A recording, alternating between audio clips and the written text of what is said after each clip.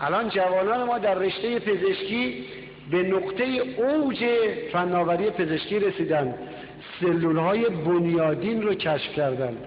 سلول بنیادین میدونید چیه؟ یعنی سلول پایه بدن هر فرد. اگه شما اینو پیدا کنی توسط این میتونی تمام اندام اون فرد رو بسازی، چشمشو بسازی، قلب بسازی، کبد بسازی، کلیه بسازی، نصب کنی، این اولش کار کنی. دشمن میخواهد به ما بگوید نمیتوانیم، ما باید بلند فریاد بزنیم که جوانان ملت ایران ما میتوانیم.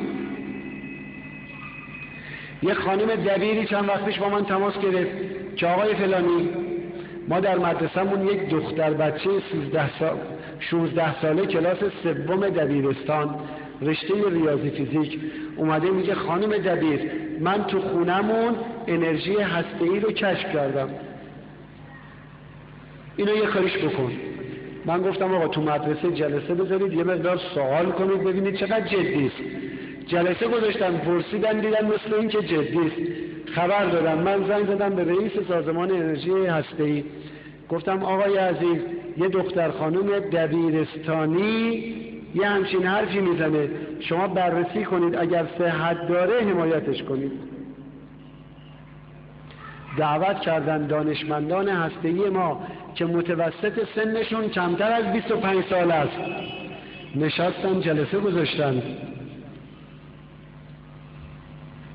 این دختر خانم رو دعوت کردن، پرسجو دیدن درست میگه. گفتن خب بیام تو خونت ببینیم چیکار داری میکنی.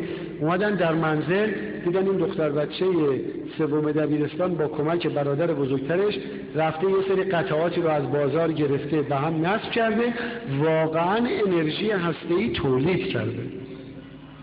که خب الان برداشتن بردن اونجا و بالاخره یه دانشمند هسته‌ای شده دیگه، براش اسکورت گذاشتن، برو بیا، ماشین و راننده و این خودباوری است.